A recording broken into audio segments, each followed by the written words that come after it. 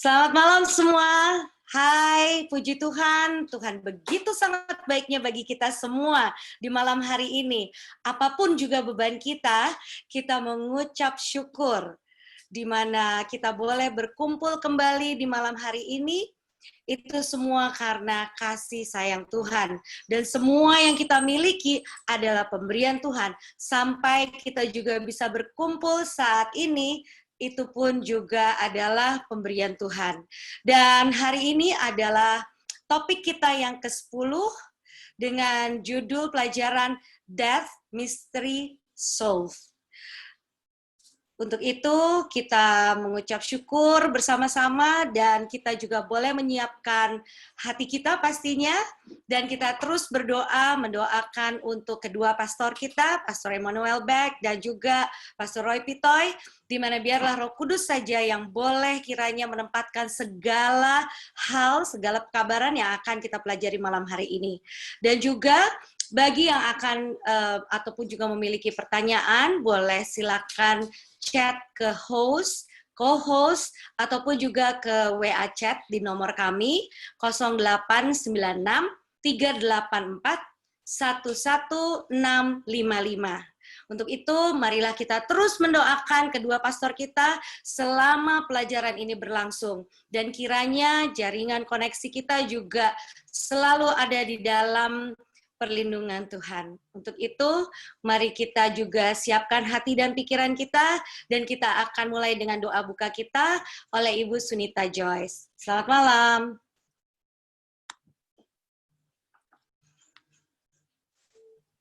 Selamat malam, apa kabar? Good, puji Tuhan.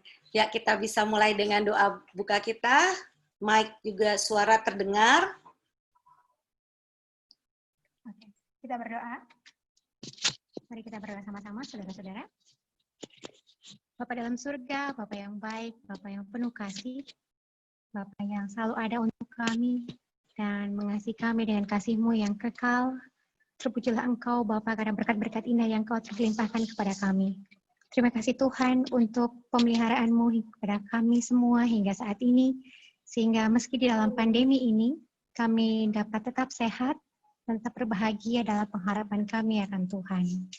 Terima kasih Tuhan karena hamba-hamba Tuhan yang Engkau pakai untuk mengumpulkan kami di Zoom meeting pada hari ini, dan yang telah mengundang Pastor Emmanuel Beck untuk kami dapat belajar bersama daripadanya.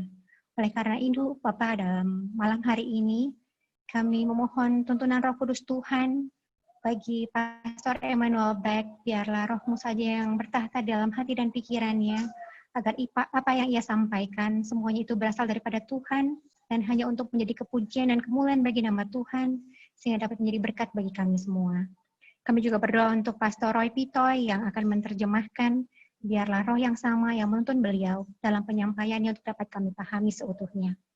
Tuhan, kami juga mau berdoa untuk para partisipan pada malam hari ini, juga sahabat-sahabat kami yang mungkin sedang berusaha untuk bergabung bersama-sama dengan kami dalam pembelajaran pada hari ini. Biarlah Tuhan yang menyertai mereka, Tuhan yang memudahkan segala fasilitas yang ada pada mereka, sehingga mereka dapat dimungkinkan untuk bergabung dan belajar bersama-sama dengan kami pada malam hari ini. Kami juga berdoa untuk koneksi internet.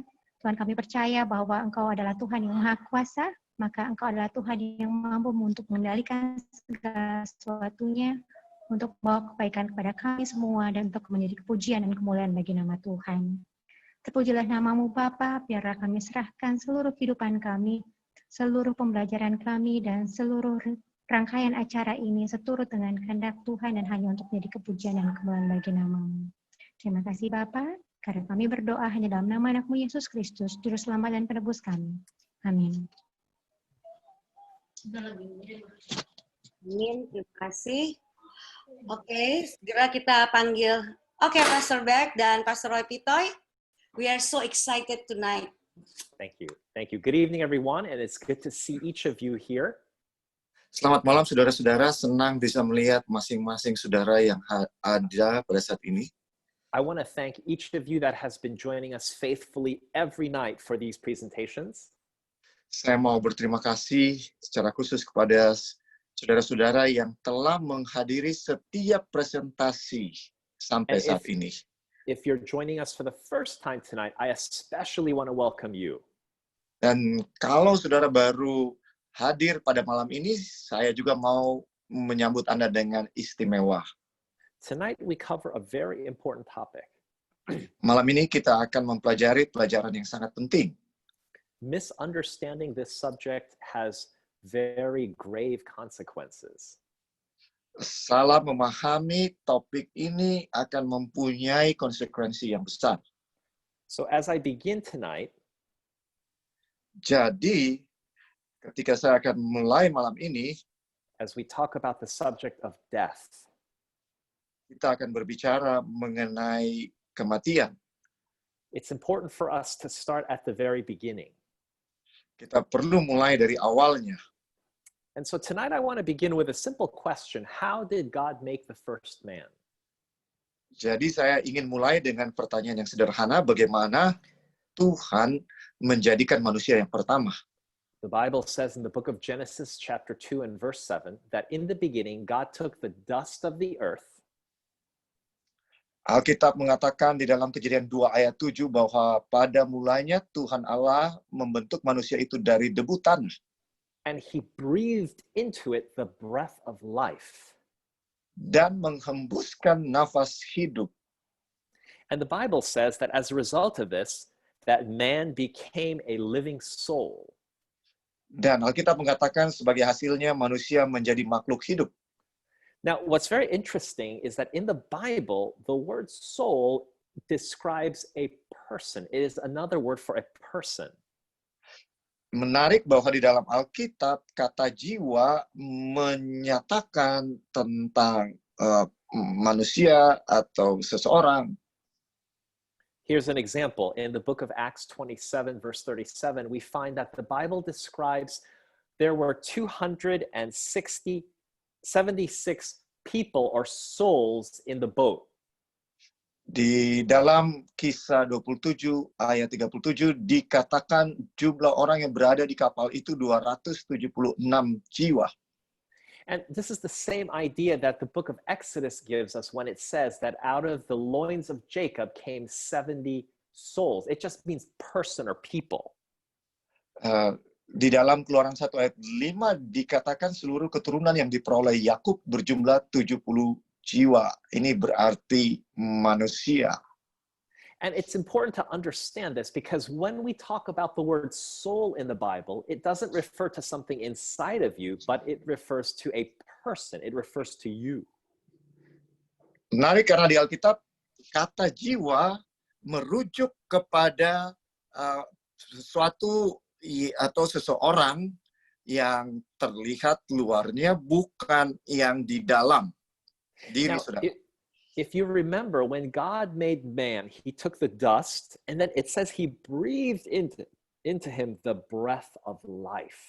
Kalau saudara ingat ketika Tuhan menjadikan manusia, dia ambil tubuh manusia itu dan dia tiupkan nafas kehidupan kepada manusia. Now, as I read this passage from the book of Job, please remember that Job is a book of poetry. Ketika saya baca bagian buku Ayub ini, ingatlah bahwa Ayub ini termasuk di bagian buku puisi. And in Hebrew poetry, the idea was to rhyme, but not words, but ideas. So they would have two ideas that were the same. Di dalam sajak Ibrani, ya ciri khasnya adalah bahwa ada dua ide yang sama. So in Job 33, the Bible says that the breath of the Almighty has given me life. Dikatakan bahwa roh Allah telah membuat aku. But in the first part of the verse, the Bible uses the expression, the Spirit of God hath made me. Jadi di kalimat ini ekspresinya digunakan Alkitab, ekspresi yang digunakan Alkitab adalah Roh Allah telah membuat aku. So the idea is that the breath of God and the Spirit of God are considered to be same. Jadi di sini ide yang dianggap sama adalah Roh Allah dan nafas. Another example of this is in Job 27 verse 3. Contoh yang lain di dalam Ayub 27 ayat 3. The Bible here says that the breath of God is in me. Di sini dikatakan bahwa nafasku masih ada padaku. But in the second part of the passage, the Bible uses the same expression by saying the Spirit of God is in my nostrils. Dan di bagian yang kedua dari ayat ini, Alkitab menggunakan kata Roh Allah untuk menyatakan ide yang sama dengan nafas. Now, the reason I keep emphasizing this is because in the Bible describes the breath of God as being the same thing as the Spirit of God. Kenapa saya ulang-ulangi ide ini? Karena di dalam Alkitab, nafas Allah itu sama dengan Roh Allah. So when the Bible describes someone who is dead, it says, instead of saying the body minus the breath, it uses the expression the body minus the spirit. Jadi ketika Alkitab menggambarkan seseorang yang mati, sering digunakan bahwa tubuh tanpa roh bukan tubuh tanpa nafas. When we look at Psalms 104 verse 29, the Bible tells us, ketika kita buka Mazmur 104 ayat 29, Alkitab mengatakan kepada kita that when God takes away the breath from animals, that they die. Ketika Allah mengambil nafas, atau di sini diterjemahkan roh mereka, binatang-binatang ini mati. And they just go back to the dust. Dan kembali menjadi debu. But then in the next verse, the Bible describes that God sends forth his spirit, or we could say breath, and then they are recreated. Dan di ayat berikutnya disebutkan bahwa Tuhan mengirim rohnya atau nafas, maka mereka tercipta lagi. And the reason why these two words are used interchangeably, breath and spirit, is because they come from the same original root word. Alasannya dua kata ini digunakan dengan pengertian yang sama karena mereka punya kata asal dalam bahasa Ibrani yang sama. But I want to make this distinction that in the Bible, the word soul refers to a person, the breath plus the body. Tapi saya mau menekankan bahwa kata jiwa di dalam Alkitab, ya, ini menekankan tubuh tambah nafas.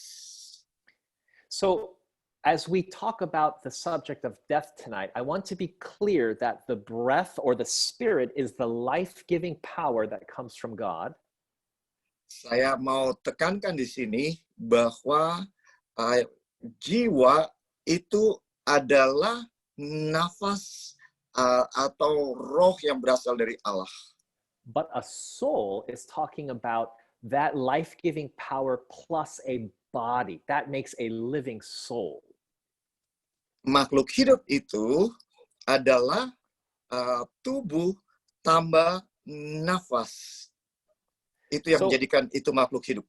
When a person dies, jadi ketika seseorang meninggal, the Bible tells us that the body returns back to the dust. Dikatakan bahwa tubuh kembali menjadi tanah. And that life-giving power that we call the breath or the spirit, that goes back to God. Dan roh yang kita sebut juga adalah yang memberikan kehidupan atau nafas kembali kepada Allah. Death is simply creation in reverse. Jadi ini adalah kebalikan dari penciptaan. Now, the Bible tells us in the book of Acts chapter 7 Alkitab berkata di dalam Kisah Para Rasul pasal yang ke-7, when Stephen was being stoned and he knew he would die, ketika Stefanus dilempari dengan batu dan ia tahu bahwa ia akan mati, he said, Lord Jesus, receive my spirit. dia katakan, ya Tuhan Yesus, terimalah rohku. I can use a very simple example of a light bulb. Saya mau gunakan ilustrasi yang sederhana dari bohlam lampu. When the light is on, we can say that this is like a living person. Ketika lampunya menyala, kita bisa samakan dengan seorang yang hidup. But when we cut the switch, what happens? Tapi kalau kita tekan tombol kontaknya, apa yang terjadi? The electricity simply goes back to the source. Maka listriknya padam. And so in a very simple way, this is the idea of a person. Jadi di dalam pengertian yang sederhana, ini sama dengan manusia yang hidup. When they die, Ketika mereka mati, the power simply goes back to the source. nafas hidup kembali kepada sumbernya. Now, when Jesus came to see his friend Lazarus, Ketika Yesus datang menemui temannya Lazarus, notice that he said that our friend Lazarus is sleeping. perhatikan dia katakan bahwa teman kita, saudara kita Lazarus telah tertidur. But then in verse 14, Jesus said Lazarus is dead. Tapi di dalam ayat 14, Yesus katakan Lazarus sudah mati. And then Martha reminds Jesus that the resurrection would be in the last day. Kemudian Marta mengingatkan Yesus bahwa kebangkitan itu akan terjadi pada akhir zaman. Now, notice that when Jesus resurrected Lazarus, he said, Lazarus, come forth or come out. Perhatikan ketika Yesus membangkitkan Lazarus, dia katakan Lazarus, marilah keluar. I'm going to come back to that a little bit later in our subject today. Saya akan kembali ke sini nanti. In the Bible, death is referred to as a sleep over 50 times. Di dalam Alkitab, kematian disamakan dengan tidur lebih dari 50 kali. Many people, including Christians, are worried or afraid of death. Banyak orang, termasuk orang Kristen, takut akan kematian. Almost all movies have death as being the ultimate thing to be afraid of. Hampir semua film menyatakan bahwa kematian adalah hal yang harus ditakutkan. But the Bible tells us in Revelation chapter 1 and verse 18 that Jesus has the keys, which means he has authority over death. Di dalam Wahyu 1 ayat 18 disebutkan bahwa Yesus punya kunci maut. Dengan kata lain, dia memiliki otoritas terhadap kematian. If Jesus is in charge of death, then we have nothing to fear if we give our life to Jesus.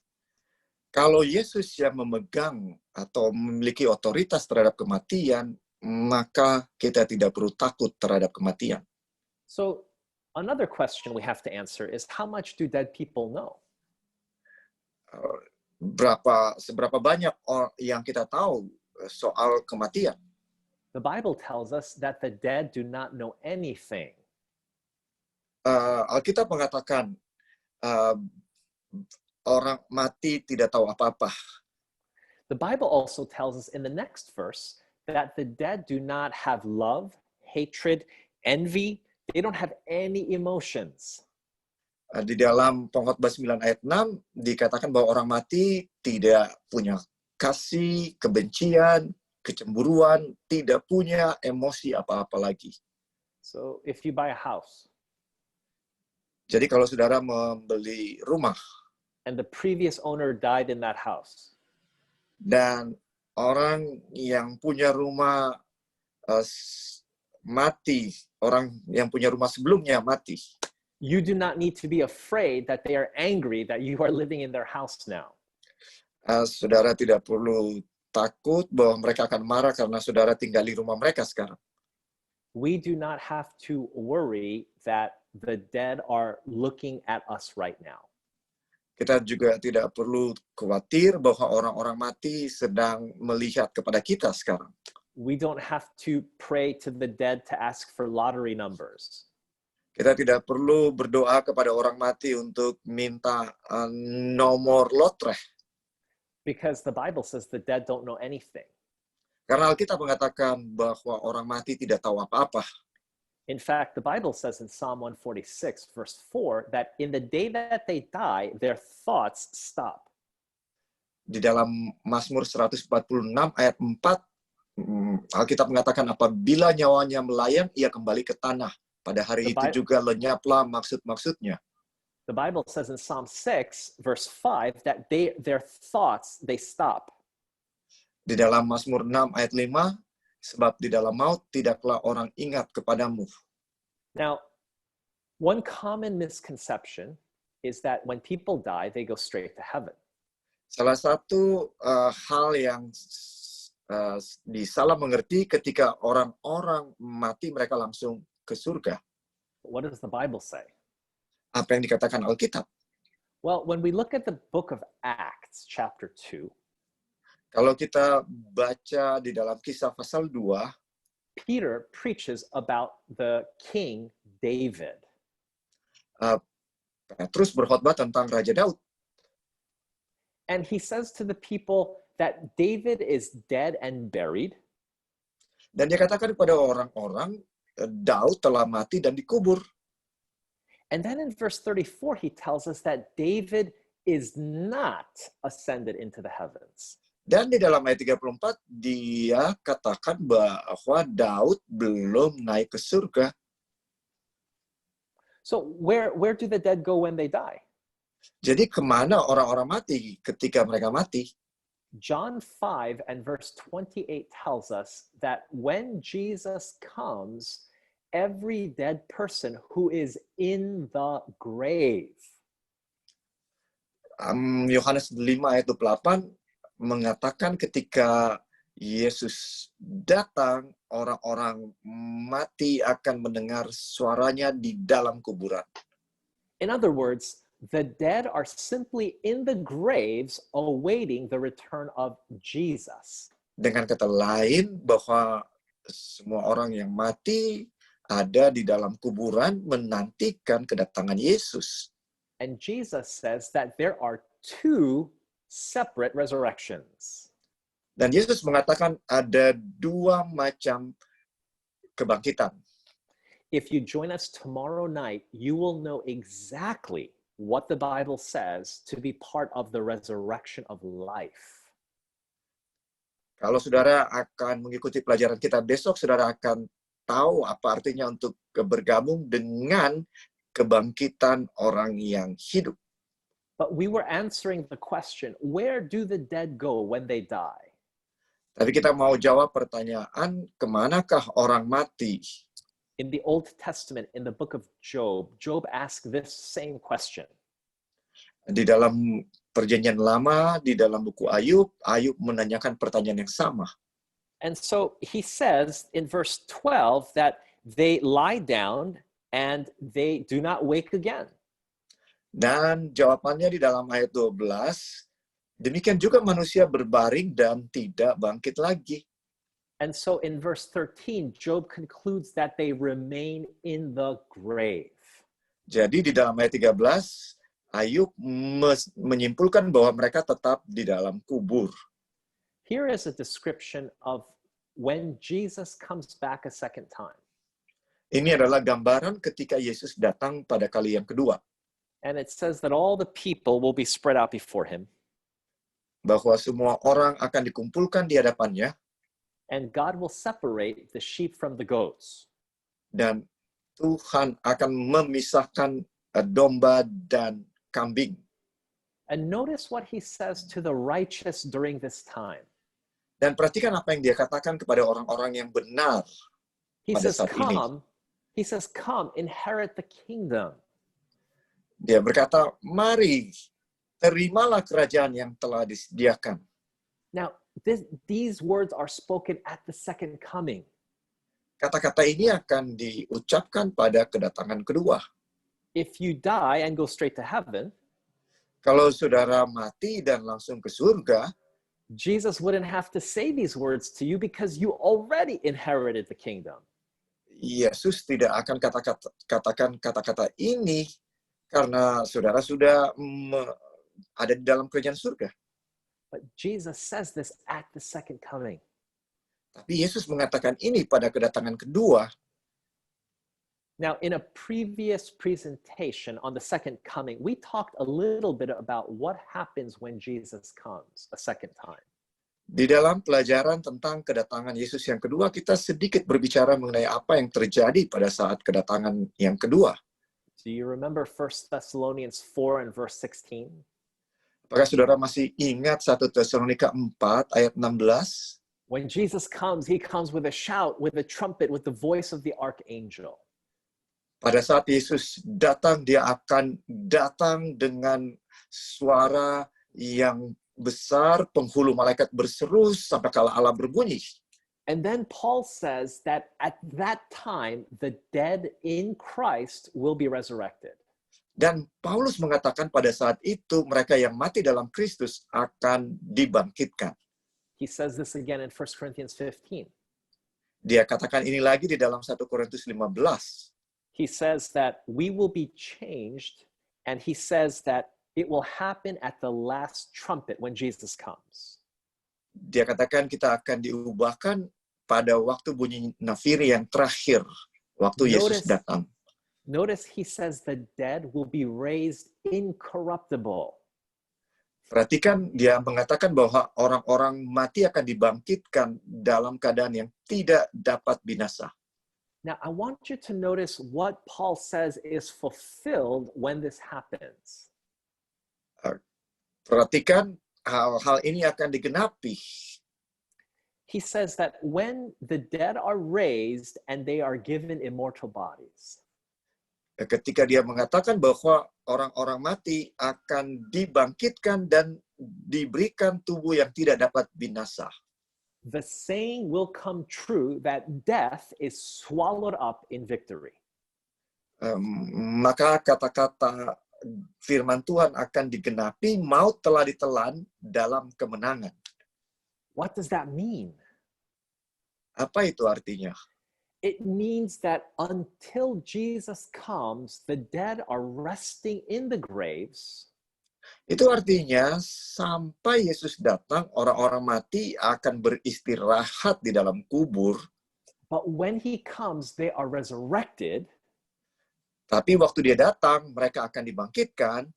And as verse 54 says, that at that time, the saying will come true that death is swallowed up in victory. Dan seperti yang dikatakan di dalam ayat 54, genaplah firman Tuhan yang tertulis maut telah ditelan dalam kemenangan. Remember what Jesus said in John 5 verse 28? Ingat apa yang dikatakan Yesus di dalam Yohanes 5 ayat 28? He said, the hour is coming. It's in the future when the dead will hear my voice. Dia katakan bahwa saatnya akan tiba. Jadi ini di masa yang akan datang bahwa semua orang yang di dalam kuburan akan mendengar suaraku. I want to tell you a story, true story. Saya mau ceritakan cerita nyata. There was a young girl, maybe 9 years old, who was attending her aunt's funeral. Ada seorang anak perempuan 9 tahun yang menghadiri acara pemakaman daripada tantenya. In the United States, when the family attends the funeral, the family sits right in the front next to the casket. Di Amerika, ketika keluarga menghadiri acara pemakaman, maka keluarga akan duduk tepat di hadapan daripada peti jenazah. And so the little 9-year-old girl, she heard the pastor's sermon. Jadi anak perempuan 9 tahun ini mendengarkan khotbah dari pendeta. And after a while, she was very curious because she tugged on her mother's skirt. Dia menjadi begitu ingin tahu, penasaran.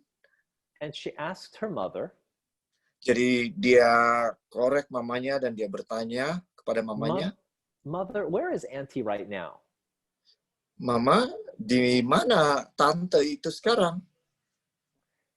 And the mother, she thought about it, and then she said, Auntie is in heaven right now. Dia berpikir sejenak dan kemudian dia jawab, tante ada di surga sekarang.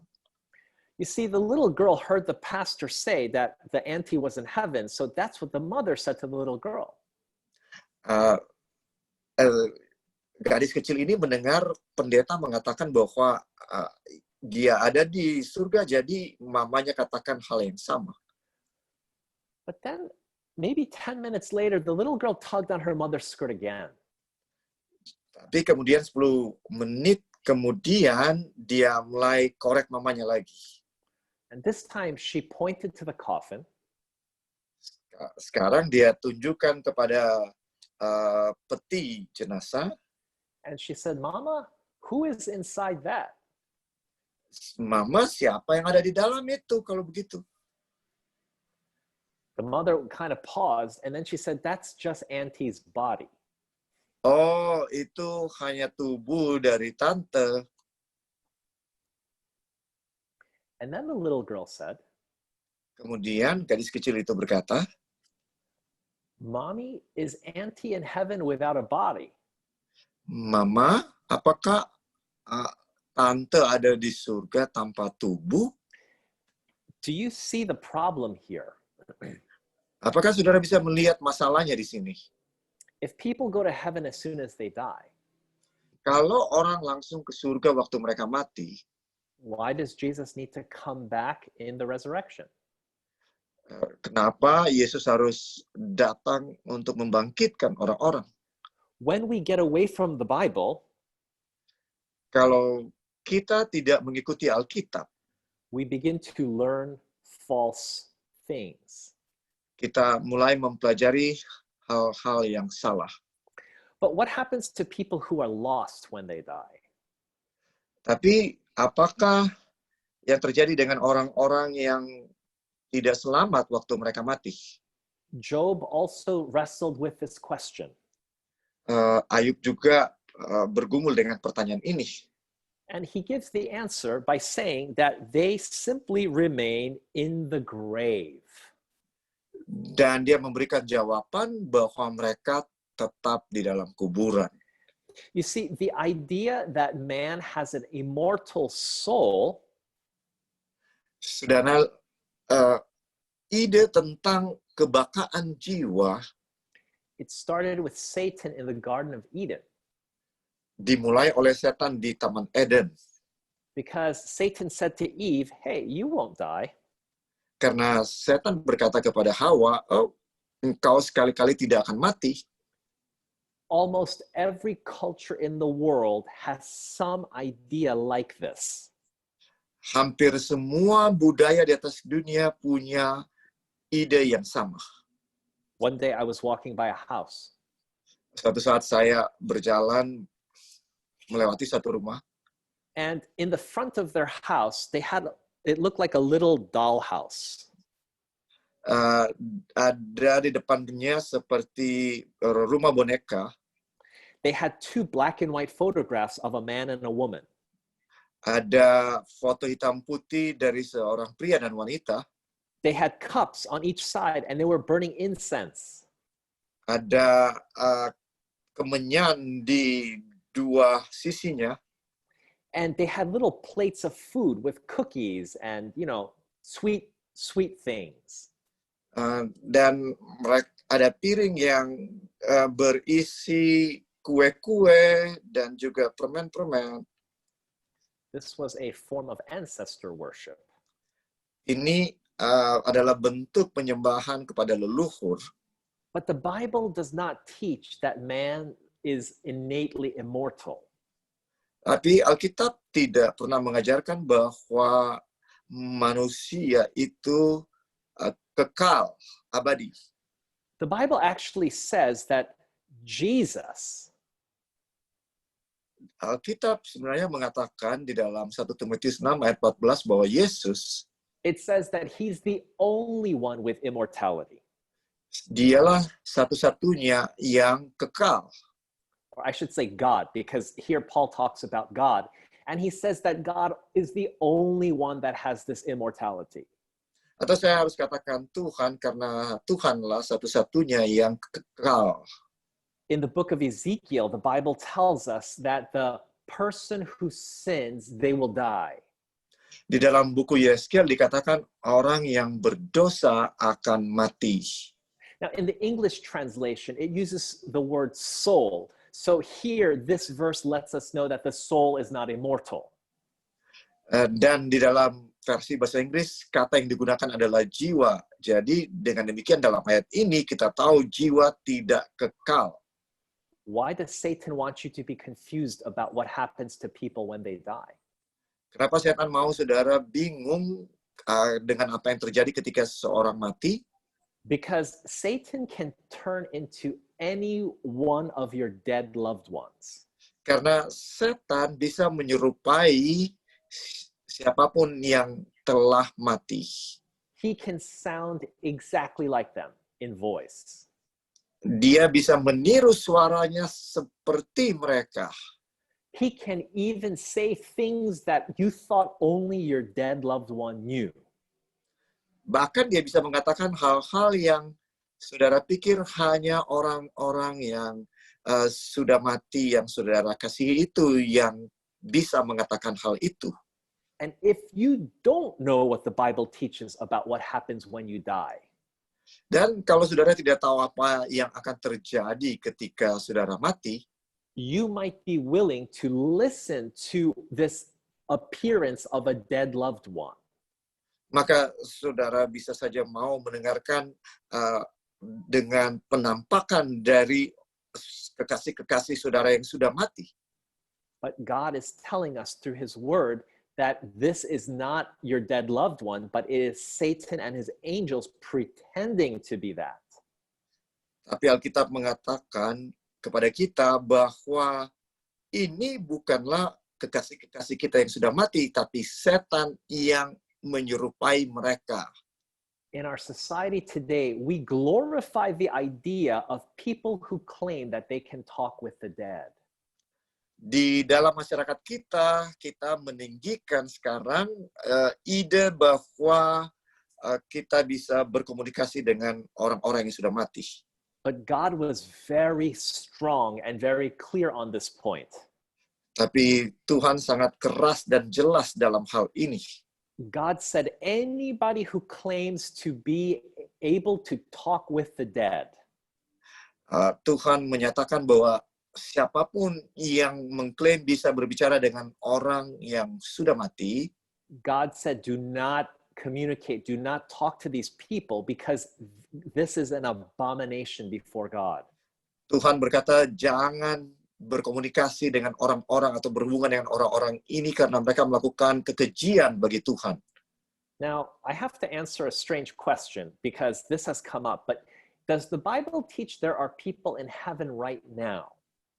Saya harus menjawab pertanyaan yang agak rancu ini, tapi karena ini sudah ditanyakan, saya harus jawab. The answer is yes. Iya, jawabannya adalah iya. Apakah di surga ada orang-orang yang sudah ada di surga? Ya. For example, Enoch is someone who was taken to heaven without dying. Contohnya Henok, seorang yang diangkat ke surga tanpa mengalami kematian. Elijah was also taken to heaven without dying. Elia juga diangkat ke surga tanpa mengalami kematian. Moses died, but then he was the first person ever resurrected and taken to heaven. Musa mati, tapi kemudian dia adalah orang yang pertama dibangkitkan dan diangkat ke surga. Now, if you look closely, when Jesus died, there was an earthquake. Kalau saudara perhatikan, ketika Yesus mati, ada gempa bumi. The Bible says that that earthquake opened some graves of saints. Kitab mengatakan bahwa gempa bumi itu membuka kuburan. And when Jesus resurrected, these people were also resurrected. Dan ketika Yesus bangkit, kuburan-kuburan ini, orang-orang di dalam kuburan ini pun bangkit. And Ephesians 4 tells us that those people were taken to heaven with Jesus after his ascension. Dan dikatakan bahwa orang-orang ini bersama-sama diangkat ke surga waktu Yesus ke surga. Now, some of you are going to mention the story of the thief on the cross. Sebagian dari saudara akan mungkin bertanya tentang pencuri di kayu salib. Do you remember that the thief cried out to Jesus, "Remember me when thou comest into thy kingdom"? Saudara mungkin ingat dia berkata kepada Yesus, "Ingatlah akan aku apabila engkau datang sebagai raja." And Jesus' response to him was, "Verily I say unto thee, today shalt thou be with me in paradise." Dan Yesus berkata kepadanya, "Aku berkata kepadamu, sesungguhnya hari ini juga engkau akan ada bersama-sama dengan aku di dalam Firdaus." Now, Bible students will remember that Jesus said these words on Friday before he died. Kalau saudara pelajar Alkitab, saudara akan ingat Yesus mengatakan hal ini pada hari Jumat ketika sebelum dia mati. I want to pause here for a moment and I want you to imagine with me that you are the owner of a big ranch, a big farm in Indonesia. Saya katakanlah bahwa saudara adalah pemilik lahan pertanian yang luas di Indonesia. And one day you decide that you want to put a big fence on this land. Dan suatu hari katakanlah bahwa saudara mau memagari tanah yang luas ini. So you put a post in, and then a little bit later you dig a hole and put another post, and you keep digging all of these holes to put posts in. Dan kemudian saudara mulai gali tanahnya dan mulai tanam tiang-tiangnya. After 1 kilometer of this, you take a break. Sesudah 1 kilo, saudara istirahat. And you look back on your fence posts, and all of them are straight except for one. Dan saudara melihat semua tiang-tiang itu semuanya rata, tapi ada satu yang enggak rata. One is crooked. Ya, agak miring, bengkok. What do you do? Saudara, apa yang saudara akan lakukan? You can be smart. Saudara bisa mengambil tindakan yang bijaksana.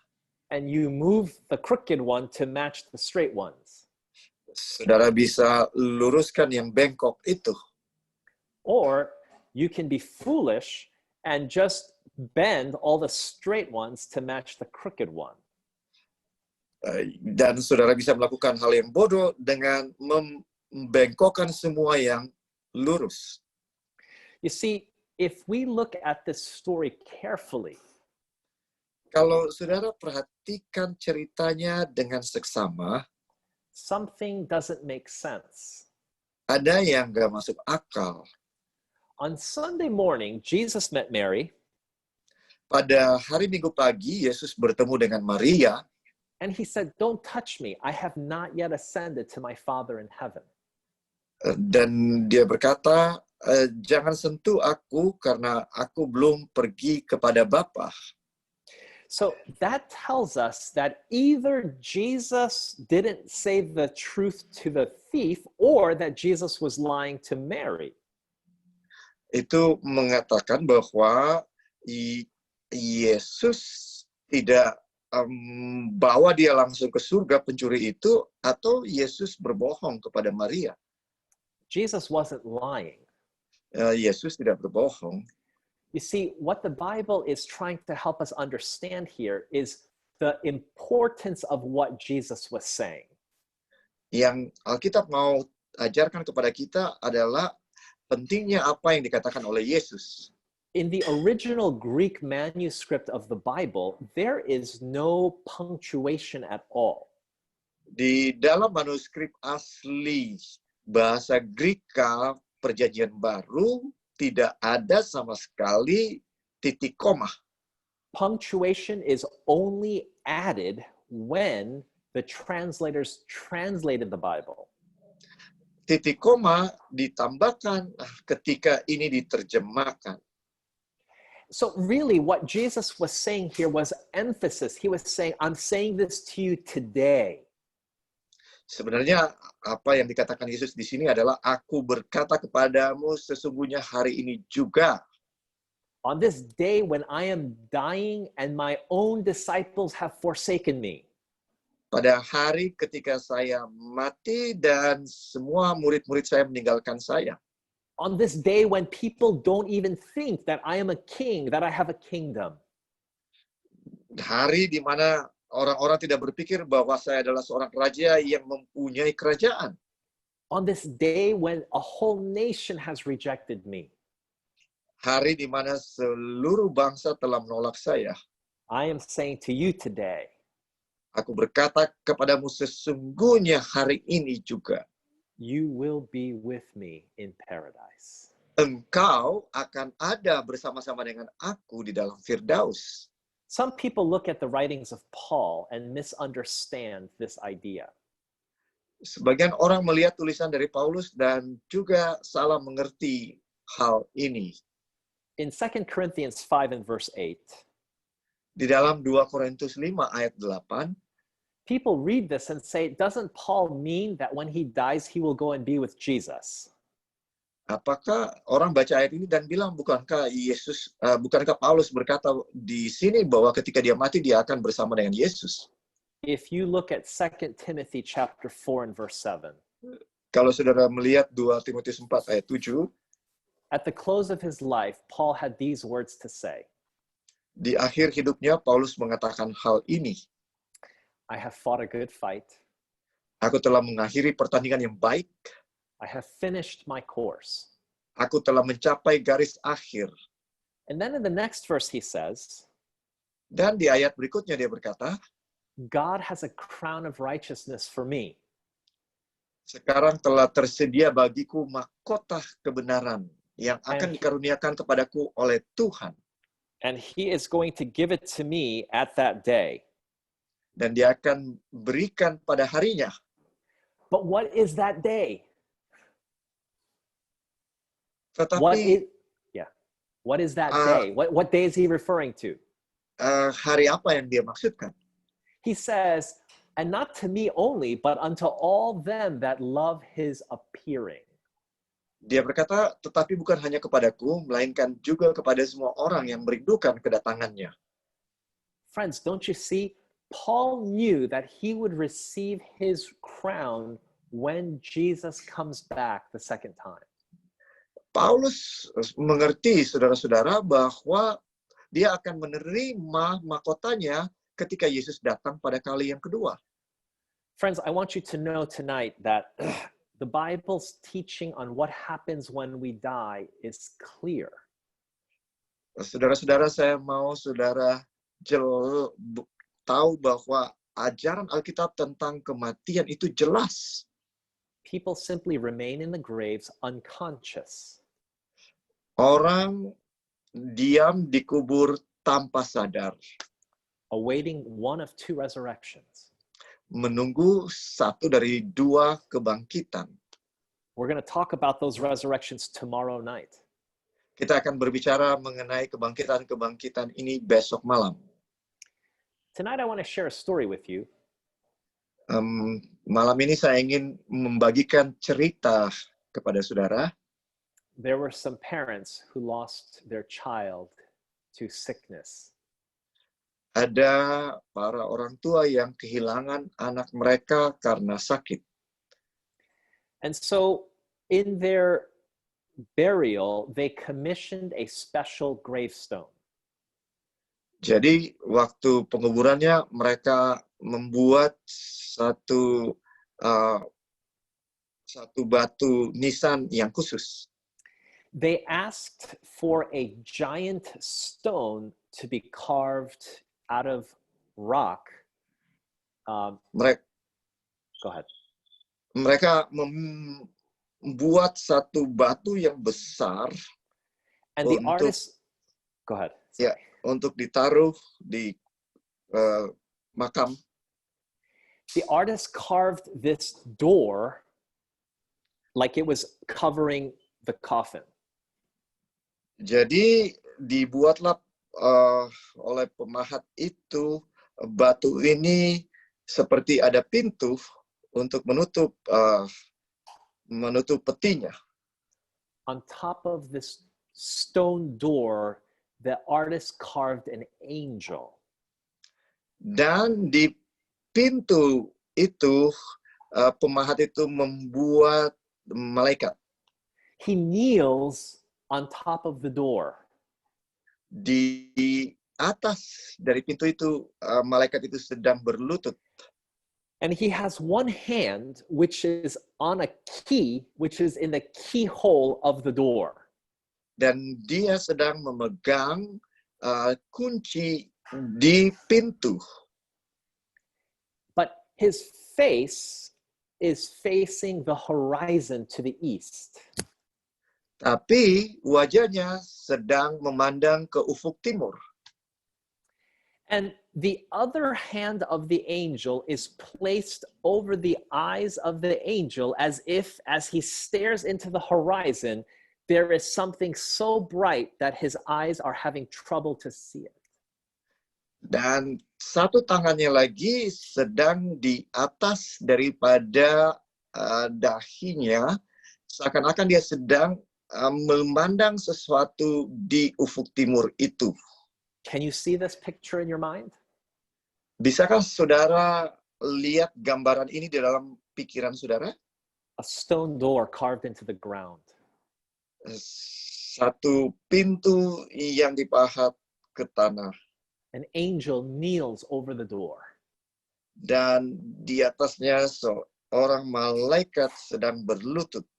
One hand of the angel has a key which is in the keyhole of the door. Satu tangannya sedang berada di memegang kunci di pintu itu. The other hand shields his eyes as he looks at a glory coming in the horizon. Dan tangan yang satu di atas dahinya seakan-akan melihat kemuliaan yang akan datang itu. And this gravestone, it has only 3 words carved into it. Dan di batu nisan ini hanya ada 3 kata ditulis. Just 3 words. Hanya 3. It says, till he comes. Sampai dia datang. Do you understand? Saudara mengerti? In other words, this is a message that the hope is for when Jesus comes, these graves will be opened. Pekabaran yang mau disampaikan adalah bahwa ketika Yesus datang, kuburan-kuburan ini akan terbuka. Friends, this is the hope that we have in Jesus. Saudara, inilah pengharapan yang kita miliki dalam Yesus. If you're looking forward to that glorious day when Jesus comes, kalau saudara menantikan hari yang mulia itu ketika Yesus datang, maybe you want to be reunited with your loved ones that have passed into death. Mungkin saudara mau bertemu kembali dengan kekasih-kekasih saudara yang sudah meninggal. If you're waiting for that day, kalau saudara menantikan hari itu, I want you to just type in the chat section of this conference, just type in, yes, I'm waiting for Jesus to come when he is going to resurrect the dead in Christ. Saudara ketikkan di bagian chat, ya, saya menantikan Yesus ketika dia akan membangkitkan kekasih-kekasih saya. Let God know that you accept that his plan for what happens when we die is best. Biarlah Tuhan tahu saudara menerima rencananya ketika saudara mati sebagai yang terbaik. Your loved ones are asleep as if, a deep unconscious sleep.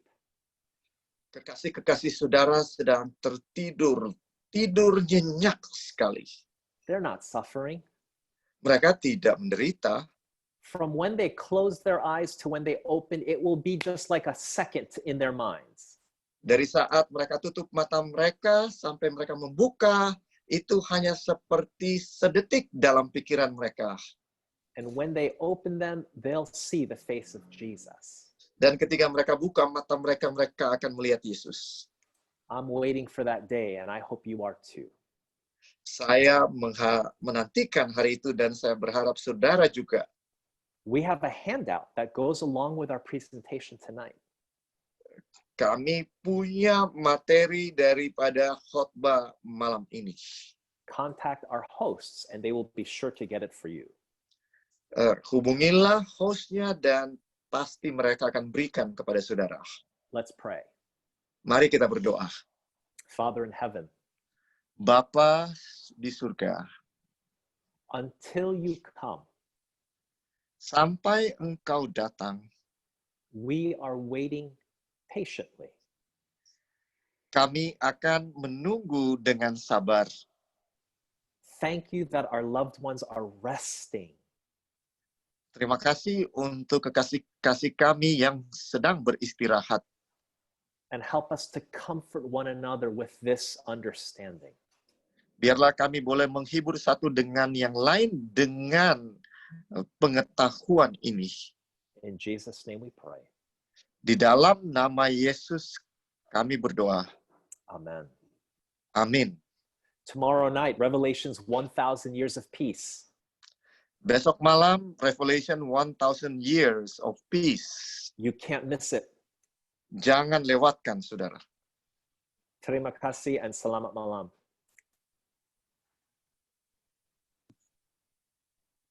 Thank you, Pastor Beck.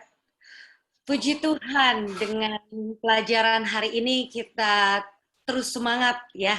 Apalagi kita terus mendoakan juga agar supaya kita dapat lebih lagi mengerti dan mengerti lagi setiap pelajaran yang sudah kita dapatkan. Dan kalau kita semua merasa terberkati, marilah kita ajak juga teman-teman dan saudara-saudara kita.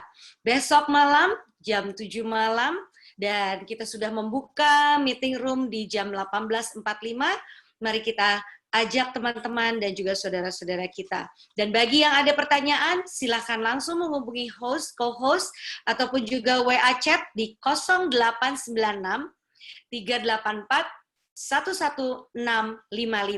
Terima kasih, Tuhan Yesus memberkati, sampai besok malam.